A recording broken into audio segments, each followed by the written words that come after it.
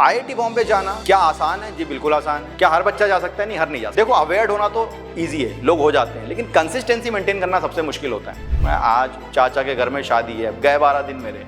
ये स्ट्रेटेजी अगर आपने बना रखी, आप बिलीव कर लो, आप बिल्कुल मौज करते करते जेईई की पढ़ाई करोगे और सेलेक्ट हो जाओगे। अब ये सबसे बड़ी प्रॉब्लम है इस फील्ड की, क्योंकि ये आपको कोई समझाने नहीं आता। जैसे मैं आपको बता रहा हूँ, आपने मान लो 3 घंटे फिजिक्स के लिए रखे, चाहे बने या ना बने, आपको 3 घंटे फिजिक्स ही पढ़नी। कोई भी बच्चा जो सेलेक्ट हुआ बिना एनसीईआरटी पढ़े नहीं हुआ है, एनसीईआरटी पढ़ के ही सेलेक्ट होता है। मैं आपको क्लियरली बता रहा हूँ, मैं यहाँ पे आपको ज्ञान देने नहीं आया, मैं समाधान देने आया हूँ। अंग्रेजी में कहावत है सर कि a journey of 1000 miles starts from a single step, कि बेटा ज्यादा टैलेंटेड या ज्यादा इंटेलिजेंट बच्चा सेलेक्ट नहीं होता है, ज्यादा कंसिस्टेंट बच्चा सेलेक्ट होता है। हेलो बच्चों, 10th गुजर गया, बोर्ड दे दिया, 11th में आ गए और हमने पीसीएम ले ली, और फिर सिर पे एक हथौड़ा पड़ना चालू हुआ कि भाई साहब जेईई देना है, वो भी कब का? 2028 का। और जेईई देते ही सबसे पहले हमने खूब सारी वीडियोस देखनी शुरू करी, और उसके बाद कुछ टॉपिक्स हमने पहले से पढ़े। जोश बहुत है, 90% हमने 10th में स्कोर किया है, और हम चाहते हैं कि अब यार जेईई में भी हम फोड़ देंगे, आईआईटी बॉम्बे से नीचे तो मानेंगे नहीं, राइट? तो आईआईटी बॉम्बे जाना क्या आसान है? जी बिल्कुल आसान है, ठीक है। क्या हर बच्चा जा सकता है? नहीं, हर नहीं जा सकता। जब आसान है तो हर क्यों नहीं जा सकता? आसान इसलिए है क्योंकि चीज़ें बहुत आसान है, लेकिन आसान चीज़ों को करना समटाइम्स बहुत मुश्किल होता है। जैसे कि सुबह 5 बजे उठना बहुत आसान है, अलार्म लगाओ 5 बजे उठ जाओ, लेकिन आपको भी पता है कि ये कितना डिफिकल्ट है, राइट? तो आज हम लोग कुछ ऐसी ही चीज़ों पे बात करने जा रहे हैं जिसमें मैं आपको बताऊंगा कि जेईई 2028 आज से डे 1 लेते हुए आप किस रूटीन को फॉलो करें, किस स्ट्रैटेजी को फॉलो करें, ताकि आप बिल्कुल इंश्योर कर सकें कि बॉस आईआईटी बॉम्बे तो हमारे लिए ही बना है, राइट? सबका सपना है आईआईटी बॉम्बे कंप्यूटर साइंस, ठीक है, लेकिन वहां पहुंचना आसान तो है, लेकिन रास्ता कंसिस्टेंटली ट्रैवल करना पड़ता है, क्योंकि जर्नी लंबी है। 10th से 11th में आने का सबसे बड़ा इशू क्या होता है पता है? अभी तक बहुत छोटे छोटे कॉन्सेप्ट पढ़े हैं, छोटी छोटी सी किताबें पढ़ी हैं, ठीक है, एनसीईआरटी 3-4 बार रिवाइज किया, पेपर अच्छा चला गया। लेकिन जब हम जेईई की तैयारी में आते हो तो अचानक पता चलता है कि किताबें बहुत मोटी हो गई, पढ़ाई का टाइम बहुत बढ़ाना पड़ गया, और अगर इन सब चीज़ों को कंसिस्टेंटली फॉलो नहीं किया गया तो बैकलॉग्स इकट्ठे हो जाते हैं, डिप्रेशन आना शुरू हो जाता है, और हम कंपटीशन में पीछे छूटने लगते हैं। तो आज इन्हीं चीज़ों को हम लोग स्टेप बाय स्टेप एक एक करके डिस्कस करते हैं, राइट? सबसे पहली चीज़ है, पहले तो ये समझ लें कि यार ये जेईई का एग्ज़ाम है क्या। जेईई का एग्ज़ाम जो है वो आपका जेईई मेंस और जेईई एडवांस नाम से 2 पार्ट में होता है, राइट? जब आप जेईई मेंस को क्वालिफाई करोगे, ठीक है, जब आप जेईई मेंस को क्वालिफाई करोगे, जेईई मेंस में करीब करीब 15 से 16 लाख बच्चे बैठते हैं, और जब आप जेईई मेंस को क्वालिफाई कर लेते हो तो आप जेईई एडवांस के लिए क्वालिफाइड हो जाते हो। कब? अगर आप 2.5 लाख बच्चों में आ गए, यानी कि 2.5 लाख बच्चे जेईई मेन से जेईई एडवांस की तरफ क्वालिफाई होकर के जाते हैं, यानी अगर आप टॉप 2.5 लाख में आ गए तो आप जेईई एडवांस के लिए क्वालिफाई कर गए, उसके बाद जेईई एडवांस का एग्जाम दे सकते हो। इंडिया में हमारे पास 23 आईआईटीज हैं, 31 एनआईटीज हैं, जैसा कि आपको यहाँ पे दिख ही रहा है, और 26 ट्रिपल आईटीज हैं। इसके अलावा बहुत सारे जीएफटीआईज यानी कि गवर्नमेंट फंडेड इंस्टीट्यूट्स हैं, ठीक है। ये सारे टॉप कॉलेजेस माने जाते हैं, और इन टॉप कॉलेजेस में आईआईटी में जाने के लिए आपको जेईई एडवांस क्वालिफाई करना पड़ता है। इसके अलावा बाकी सभी कॉलेजेस में यानी कि एनआईटीज और ट्रिपल आईटीज में आप जेईई मेंस के थ्रू जा सकते हैं, राइट?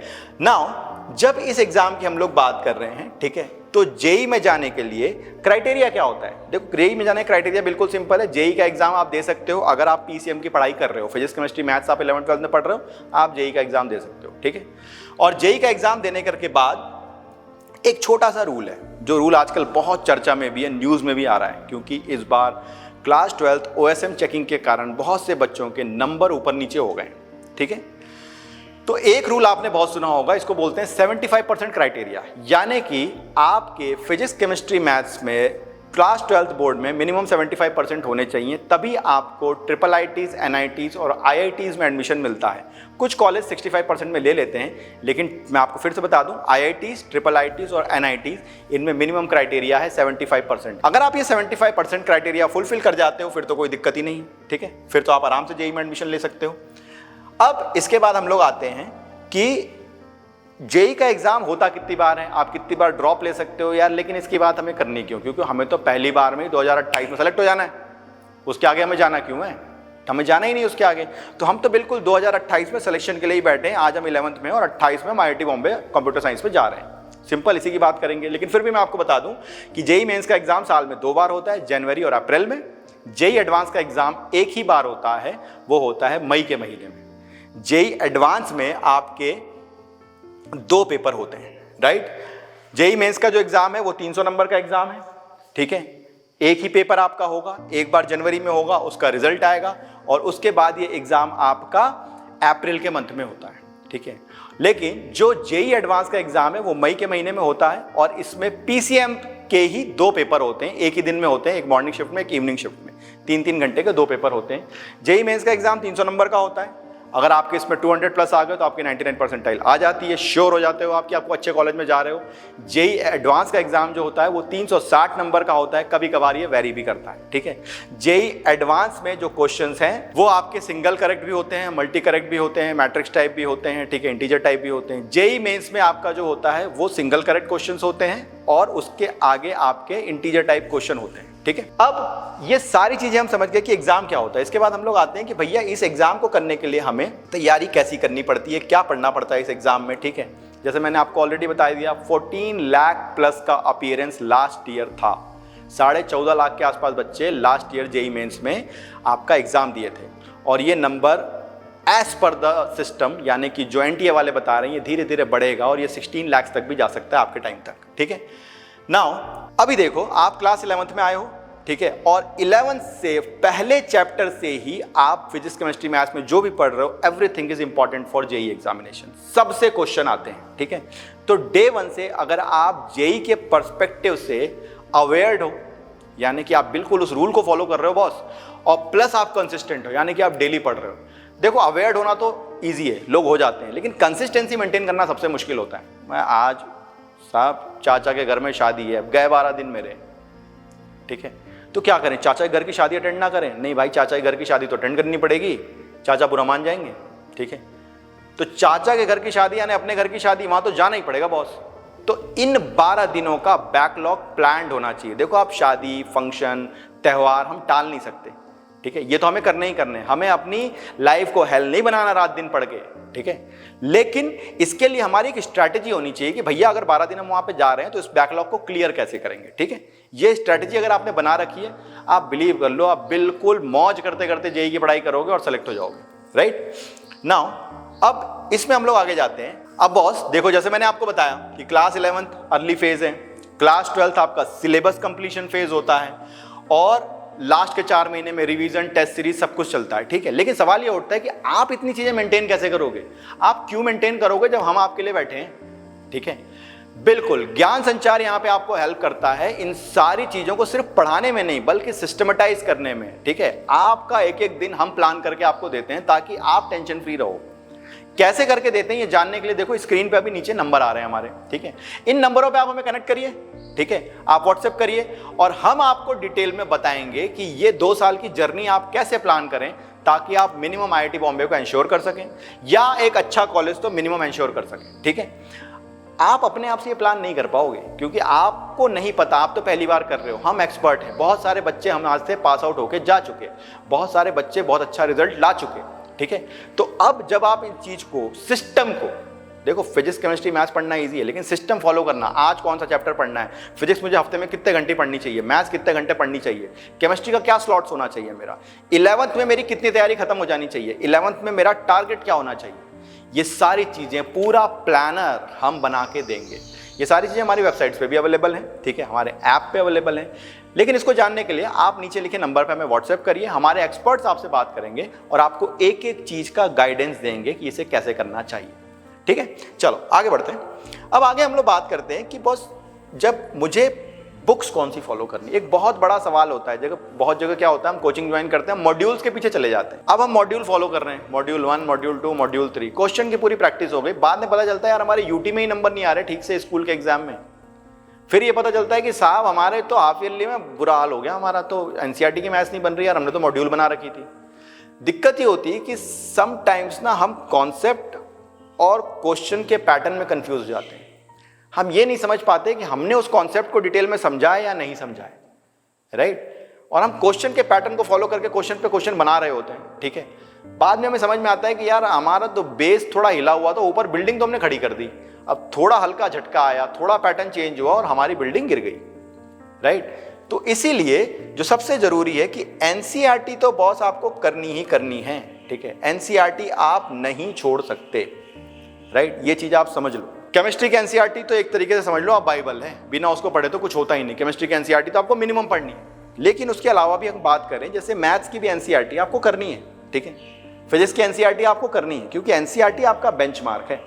आ रही बात समझ में? इसके अलावा हर सब्जेक्ट की एक रेफरेंस बुक या प्रैक्टिस बुक आपके पास होनी चाहिए। मॉड्यूल का यूज क्या है आपको पता है? देखो, मॉड्यूल हम भी देते हैं, हम भी कोचिंग चला रहे हैं, हमारे पास भी मॉड्यूल्स हैं, लेकिन मॉड्यूल हम बच्चों को बहुत क्लियरली समझाते हैं कि module is for speed practice.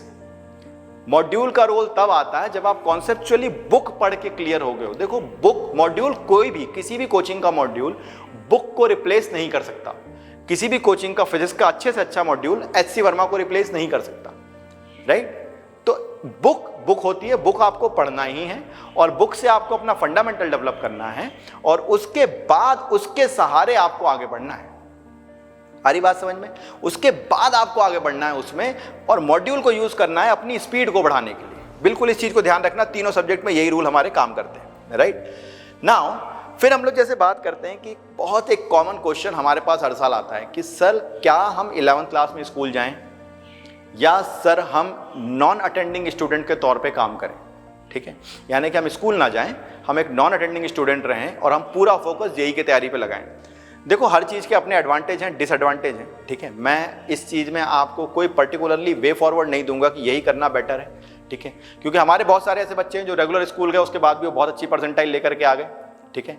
बहुत सारे ऐसे बच्चों को भी हम जानते हैं जिन्होंने नॉन अटेंडिंग के तौर पे काम किया और उनका परफॉर्मेंस खराब हो गया, वो परफॉर्म नहीं कर पाए। तो ultimately at the end of the day matter क्या करता है पता है? मैटर ये करता है कि आप रेगुलर सेल्फ स्टडी में कंसिस्टेंट कितने हो। अगर आप भटक रहे हो, जैसे कई बार ऐसा होता है ना, यार मैंने फिजिक्स उठाई, फिजिक्स नहीं बन रही है, यार फिजिक्स छोड़ते हैं, मैथ्स पढ़ते हैं, अरे मैथ्स नहीं बन रही यार, चलो केमिस्ट्री पढ़ लेते हैं, ये चीज नहीं करनी। अब ये सबसे बड़ी प्रॉब्लम है इस फील्ड की, क्योंकि ये आपको कोई समझाने नहीं आता। जैसे मैं आपको बता रहा हूं, आपने मान लो 3 घंटे फिजिक्स के लिए रखे, चाहे बने या ना बने, आपको 3 घंटे फिजिक्स ही पढ़नी। आप ये करके देखो, 15 दिन नहीं बनेगी, 20 दिन नहीं बनेगी, 25 दिन नहीं बनेगी, 26वें दिन से क्वेश्चन सॉल्व होना शुरू हो जाएंगे और फिर वो आपकी रूटीन बन जाएगी। रूटीन बनाने के लिए, हैबिट बनाने में टाइम लगता है, ठीक है। जैसे कि आप कोई एक काम की हैबिट बनाओ, जैसे अर्ली मॉर्निंग उठने की हैबिट है। अब अर्ली मॉर्निंग उठने की हैबिट क्या है कि यार अर्ली मॉर्निंग उठने के लिए हमें अलार्म लगाना पड़ता है, हमें लोगों को बोलना पड़ता है, हमें जगा देना, लेकिन लेट तक सोने के लिए क्या हमें कोई अलार्म लगाना पड़ता है? नहीं ना। तो अगर आप अच्छी हैबिट को प्लेस नहीं दोगे तो खराब हैबिट ऑटोमेटिकली उस जगह पे आ जाएगी। तो अगर आप बार बार ये सब्जेक्ट चेंज करने वाली चीजें करोगे ना कि फिजिक्स नहीं बन रही चलो छोड़ते हैं, केमिस्ट्री बना लेते हैं, केमिस्ट्री नहीं बन रही चलो छोड़ते हैं यार, मैथ्स बना लेते हैं, तो ये हैबिट पड़ जाएगी और ये हैबिट डिजास्ट्रस है। फिर आप अटेंडिंग रहो या नॉन अटेंडिंग रहो, कोई फर्क नहीं पड़ता, राइट। इसीलिए हैबिट बनाओ कि एक सब्जेक्ट को मुझे वीकली इतना टाइम देना है, मेरे प्लानर फॉलो हो। अगर मेरे प्लानर फॉलो हो रहे हैं तो चाहे आप अटेंडिंग रहो चाहे नॉन अटेंडिंग रहो, ठीक है, आपका रिजल्ट अच्छा ही आएगा, ठीक है। आपने टाइम को इसी हिसाब से मैनेज करना है। सेकेंडली, अब हम लोग जरा बात करते हैं कि ठीक है, मैं आज आपको पढ़ाई कैसे करनी है, मैथ्स कैसे पढ़नी है ये नहीं बता रहा हूं, क्योंकि अब जस्ट स्टार्टेड ना। मैथ्स कैसे पढ़नी है तो आपने अभी शुरू किया है। अब देखो सीधे सीधे ये है कि क्या नहीं करना है ये पहले पता होना चाहिए। जैसे हम लोग गाड़ी चलाना किसी को सिखाते हैं तो भाई उसको बताते हैं सामने कोई दिखे यार ब्रेक मार देना, तो उसी जगह रोड पे खड़ा हो जाना, भाई उसको ठोकना मत, है ना। आदमी को ठोकना स्ट्रिक्टली नो है, गाड़ी से गिरना स्ट्रिक्टली मना है, ठीक है। यही बताया जाता है ना कि भाई गाड़ी चलाना सीख रहे हो, आप 4 मीटर 10 मीटर की दूरी पे देखो, आप ब्रेक मार लो, आप स्लो हो जाओ, लेकिन ठोकना बिल्कुल स्ट्रिक्टली नॉट अलाउड है। यही चीज है हमारी, ठीक है। वही चीज मैं आपको यहां पे बता रहा हूं, यहां पे भी बॉस ऐसा ही है कि बैकलॉग्स स्ट्रिक्टली नो है। आप अपने कोचिंग्स में अपने टीचर्स को पहले कांटेक्ट करिए कि सर मेरे से क्वेश्चन नहीं बन रहे, मेरा बैकलॉग बढ़ रहा है, मेरे को सॉल्यूशन दो। जिस दिन इतना ओपनली आपने बात करनी शुरू कर दी, आप समझ लो आपकी आधी समस्या खत्म हो गई, ठीक है। दूसरा, टेस्ट 11th क्लास में बहुत होता है, जहां कोचिंग ने टेस्ट अनाउंस किया कि इस पर्टिकुलर डे पे टेस्ट होगा, 50% बच्चे एब्सेंट। अगर आप टेस्ट अवॉइड करोगे तो आप सीखोगे कैसे? अरे कम नंबर आएंगे, कम आएंगे यार, अभी तो शुरू कर रहे हैं जर्नी की शुरुआत में डरना कैसे? तो टेस्ट हम अवॉइड नहीं कर सकते, टेस्ट देना बिल्कुल जरूरी है, ठीक है। सेकेंडली, एक और चीज अवॉइड होती है कि मैंने बताया ना, मॉड्यूल बॉस बहुत ही ज़्यादा क्लास 11th में मॉड्यूल आपके लिए जहर हैं। बच्चे मॉड्यूल में इतना खो जाते हैं कि कॉन्सेप्ट नहीं पढ़ते, बुक रीडिंग की आदत छोड़ देते हैं, एनसीईआरटी नहीं पढ़ते। अरे ये सबसे बड़ी गलती है, ये नहीं करना है। कोई भी बच्चा जो सेलेक्ट हुआ बिना एनसीईआरटी पढ़े नहीं हुआ है, एनसीईआरटी पढ़ के ही सेलेक्ट होता है। आप लेवल 1 से शुरू करोगे ना, आप डे 1 पे फॉर्मूला 1 कार नहीं चला सकते। बहुत शुरुआत तो आपको मारुति 800 से ही करनी पड़ेगी। बेसिक वर्जन से शुरू करोगे, 10 की स्पीड से शुरू करोगे, फिर फॉर्मूला 1 तक पहुंचोगे। ठीक है, आ रही बात समझ में? अब यहां पे सबसे इंपॉर्टेंट चीज जो मैं आपको बता रहा हूं, ये जो चीजें हमने बताई, ठीक है, आप आज सुनोगे और आप भूल जाओगे।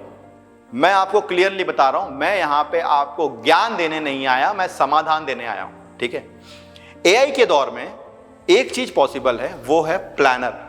आप नहीं बना सकते, हम बनाते हैं। ठीक है, ज्ञान संचार ने ट्रेनिंग को, कोचिंग को एक नया रूप दिया है। ठीक है, क्योंकि 2 साल की जर्नी बड़ी होती है। आप 2 साल तक जब जर्नी में जाते हो ना, तो बीच में डिस्ट्रैक्शन आएगा, त्यौहार आएंगे, दिवाली आएगी, होली आएगी, आपके प्लानर बिगड़ते ही बिगड़ते हैं। इसलिए हमने एक ऐसा एआई मॉड्यूल रेडी किया हुआ है कि हम आपका प्लानर बिगड़ने नहीं देंगे। डेफिनेटली टेस्ट आपको देने पड़ेंगे, फॉलो करने पड़ेंगे, और हमने एडाप्टिव टेस्ट सीरीज चालू की हुई है। एडाप्टिव टेस्ट सीरीज का मतलब होता है आपके लेवल के हिसाब से आपकी टेस्ट सीरीज चलेगी। हम आपको आपके लेवल से ही अपग्रेड करेंगे। ठीक है, हमारा स्टैंडर्डाइज रूल के साथ हम आपके साथ नहीं चलेंगे, जो कि इंडिया के 99% कोचिंग्स में हो रहा है कि उनका एक फिक्स्ड पैटर्न है, वो उसी को फॉलो कर रहे हैं। हम उस फिक्स्ड पैटर्न पे काम ही नहीं करते। ठीक है, हमारा जो एआई मॉडल है वो इसीलिए काम करता है, वो आपको बैकलॉग्स नहीं करने देगा, वो आपको मॉक टेस्ट अवॉइड नहीं करने देगा, और वो आपको बेसिक एनसीईआरटी अवॉइड नहीं करने देगा। ठीक है, तो आप इसको कैसे ले सकते हो, हमारी सर्विसेज कैसे ले सकते हो, हमारे साथ काम कैसे कर सकते हो, इसके लिए स्क्रीन पे नंबर आ रहा है, आप हमें व्हाट्सएप करिए। हमारे एक्सपर्ट्स आपसे कनेक्ट करेंगे और आपसे बात करेंगे और आपको बताएंगे कि ये चीज़ें कैसे हो सकती हैं। बिल्कुल समझ में आ रही है आपको चीज़ें? अब आपको फाइनल कुछ चीज़ें सिर्फ मैं बताऊंगा। आज आपका डे 0 है। ठीक है, डे 0 पे सबसे पहला काम होता है बॉस डिसाइड करना कि हाँ मुझे ये काम करना है। राइट, अंग्रेजी में कहावत है सर कि a journey of 1000 miles starts from a single step. ठीक है, आपको 2 साल की तैयारी आज डे 1 पे शुरू करनी है, और अगर ये डे 1 से 2 साल तक आप कंसिस्टेंटली चलते चले गए तो आप मान के चलो आप अपना गोल अचीव कर लोगे। तो पहले अपना गोल डिफाइन करो, जहां आपकी स्टडी टेबल है बड़े बड़े अक्षरों में लगा दो आप क्या चाहते हो। ठीक है, AIR1 IIT बॉम्बे ये मेरा टारगेट है, आप लगा दो वहां पे। उसके बाजू में सर आप ये लगाओ कि आपको करना क्या है। भाई मैथ्स में कितने टॉपिक पढ़ने हैं, पहले साल का टारगेट, फिर महीने का, फिर वीक का, फिर दिन का। इसको बोलते हैं ब्रेकडाउन स्ट्रक्चरिंग। ठीक है, जब आप आगे बड़े होगे, मैनेजमेंट थ्योरीज पढ़ोगे तो पढ़ोगे, इसको बोलते हैं ब्रेकडाउन स्ट्रक्चरिंग। पहले बड़ा टारगेट होता है, इसको तोड़ते तोड़ते तोड़ते हम डे पे आ जाते हैं। इस तरीके से आपको एक दिन का टारगेट मिल जाएगा। अगेन अब आप बोलोगे सर हम कैसे डिसाइड करें, आपने क्यों करना है जब हम ये काम करके बैठे हैं। हम आपको बताएंगे आज डे 0 पे आपका टारगेट क्या होना चाहिए। हर स्टूडेंट को इंडिविजुअल प्लानर देना, यही ज्ञान संचार की एक्सपर्टाइज है। ठीक है, ये काम हम आपके साथ करके देंगे। राइट, तो यहां पे हम आपके साथ काम करेंगे, आपको हम डे 0 पे लेकर के जाएंगे। दूसरी चीज होती है कंसिस्टेंसी। ये मैं हर स्टूडेंट को समझाता हूं, ठीक है, कि बेटा ज्यादा टैलेंटेड या ज्यादा इंटेलिजेंट बच्चा सेलेक्ट नहीं होता है, ज्यादा कंसिस्टेंट बच्चा सेलेक्ट होता है। रोज अगर 5 घंटे पढ़ना है तो मतलब रोज 5 घंटे पढ़ना है। ठीक है, हाँ कोई बीच में त्यौहार आ गया, घर में शादी हो गई, कुछ फंक्शन हो गया तो बात अलग है, उसके लिए प्लानर हमारे पास होता है। लेकिन अदर देन दैट मैं आपको कुछ भी दे दूं, जैसे कि एक पुराना जोक था, एक पापा ने अपने आलसी बेटे को बोला कि बेटा अब आज से ना ये ले रिमोट, और ये पंखा रिमोट से चालू होगा, वो फ्रिज रिमोट से चलेगा, ये रोबोट है रिमोट से चलेगा, और तेरी जरूरत की सारी चीजें तुझे बेड पे लाके देगा। तो बेटे ने सवाल किया वो तो ठीक है बट ये रिमोट कौन चलाएगा। राइट, तो डेफिनेटली मैं आपको एआई की मदद से सारे हेल्प दे सकता हूं, सब कुछ दे सकता हूं, लेकिन एट द एंड कुछ एफर्ट तो आपको लेना है। डेली 5 घंटे कुछ चीजें फॉलो करनी है तो करनी है।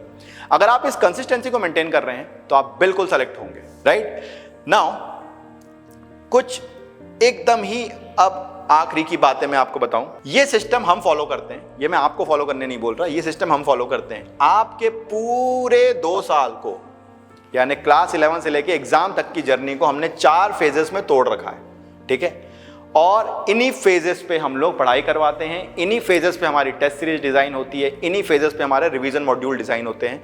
फेज़ 1 बेसिक फेज पे, यानी कि पहले 6 महीने क्लास 11th के जो आपके चल रहे हैं, ठीक है, मैं अगर मंथ के टर्म से बात करूं तो नवंबर एंड तक में हम आपको जो कोर सब्जेक्ट्स हैं जैसे कि फिजिक्स मैकेनिक्स, मैथ्स में अलजेब्रा और केमिस्ट्री में फिजिकल केमिस्ट्री, जो कि इंपॉर्टेंट है जेईई के लिए भी और ये टफ भी हैं, इनमें हम आपकी मास्टरी कराते हैं।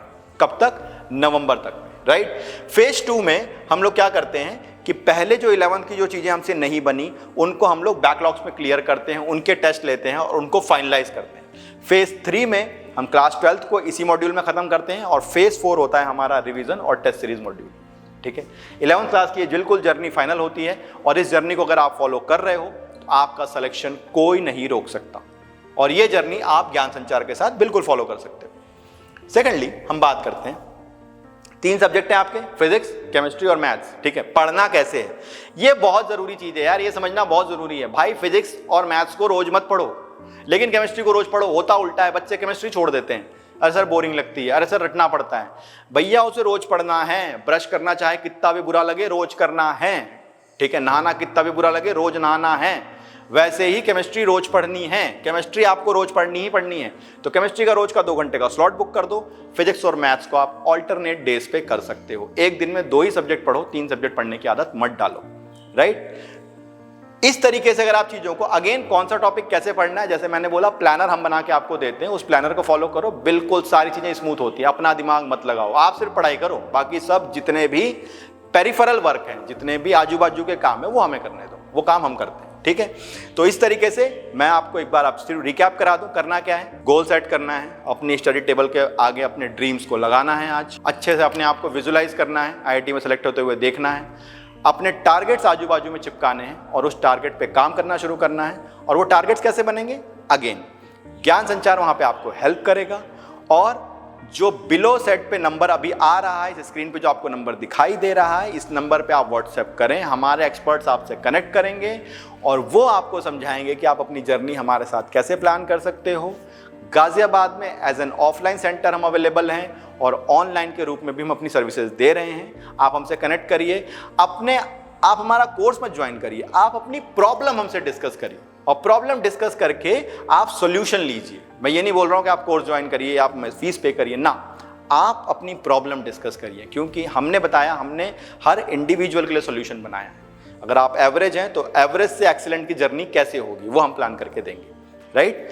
सो एट द एंड मैं आपको यही बोलूँगा कि आज डे 0 को अपनी जर्नी शुरुआत करिए, हमारे साथ करिए, आपसे प्रॉब्लम डिस्कस करिए और सारे सॉल्यूशन पाइए। Have a very good luck for the future.